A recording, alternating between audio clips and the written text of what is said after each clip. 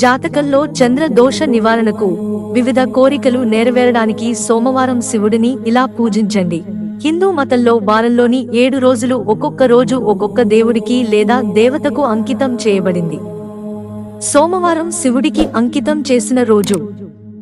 ఈ రోజు శివుడిని అత్యంత భక్తి శ్రద్ధలతో పూజిస్తారు. ప్రతి సోమవారం శివుడి పూజతో పాటు భక్తులు కూడా శివుడిని ప్రసన్నం చేసుకోవడానికి ఉపవాసం ఉంటారు. ఈ రోజున మహాదేవుడు ఆశీస్సులు లభించి అదృష్టాన్ని ప్రసాదిస్తాడని, బాధలను తొలగిస్తాడని చాలా మంది నమ్ముతారు. శివుడు సృష్టి లయకారుడు. సనాతన ధర్మంలో శివుడు సృష్టి, స్థితి, ప్రళయరూపం అనే 3 కారణాలకు శివుడే కారణం. దేవాదిదేవుడైన శివుడిని ప్రసన్నం చేసుకోవడానికి జ్యోతిష్య శాస్త్రంలో కొన్ని పరిహారాలు ఉన్నాయి.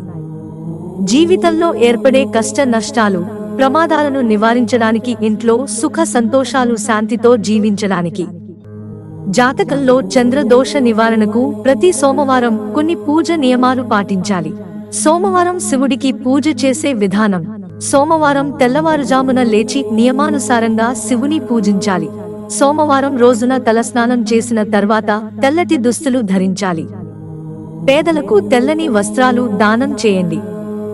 దీనివల్ల జన్మ నక్షత్రం ప్రకారం చంద్రుని స్థానం బలపడుతుంది. అకాల మరణ భయం తొలగడానికి, మత విశ్వాసం ప్రకారం శివుని అనుగ్రహం పొందడానికి మహామృత్యుంజయ మంత్రాన్ని సోమవారం నాడు 108 సార్లు జపించాలి. ఇలా చేయడం వల్ల అసంపూర్తిగా ఉన్న వ్యాపారం పూర్తవుతుంది. భోలేశంకరునికి పండ్లు, పూలు, స్వీట్లు సమర్పించండి. ఆకుపచ్చ దుప్పటి మీద కూర్చొని ఓం నమో భగవతే రాగ రుద్రాయ స్వాహ మంత్రాన్ని జపించండి. ఈ మంత్రం జపించేటప్పుడు మీ ముఖాన్ని ఉత్తరం వైపు ఉంచి 17 సార్లు జపమాల మంత్రాన్ని జపించండి. జపం పూర్తి చేసిన తర్వాత భోలేశంకరుడికి పండ్ల ప్రసాదాన్ని సమర్పించండి.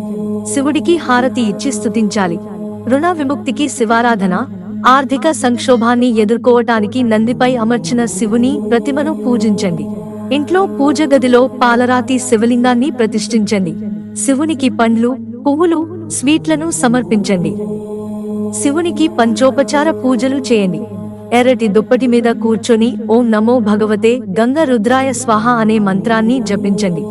ఈ సమయంలో తూర్పు ముఖంగా ఈ మంత్రాన్ని 19 మార్లు జపమాల మంత్రాన్ని జపించండి.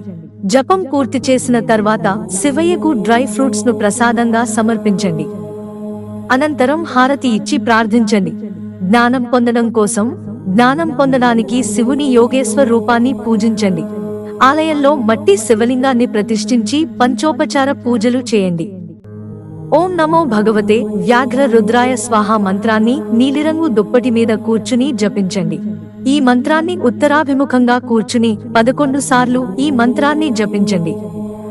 జపం పూర్తయిన తర్వాత శివుడికి బిల్వ పత్రాలు, మారేడు పండు సమర్పించండి. పూజ ముగింపులో హారతి ఇచ్చి ప్రార్థించండి. అదృష్టం కోసం పూజా స్థలంలో క్రిస్టల్ శివలింగాన్ని ప్రతిష్ఠించండి. పళ్లల్లో పండ్లు, పూలు, స్వీట్లను సమర్పించి పంచోపచారాలతో శివుడిని పూజించాలి. ఎరుపు దుప్పటి మీద కూర్చొని ఓం నమో భగవతే వ్యోమ రుద్రాయ స్వాహ అనే మంత్రాన్ని జపించండి. ఈ మంత్రాన్ని జపించేటప్పుడు జపమాలను కప్పి ఉంచి గుండెకు దగ్గరగా ఉంచుకోవాలని గుర్తుంచుకోండి. ఈ మంత్రం జపించేటప్పుడు మీ ముఖాన్ని ఉత్తరం వైపు ఉంచి మంత్రాన్ని 7 సార్లు జపించండి. మంత్రాన్ని పఠించిన తర్వాత శివునికి బియ్యం పాయసాన్ని ప్రసాదంగా అందించండి. హారతి ఇచ్చి శివుడిని ప్రార్థించండి. మిత్రులారా, ఛానల్ సబ్స్క్రైబ్ చేసుకోవడం మర్చిపోకండి. ధన్యవాదాలు.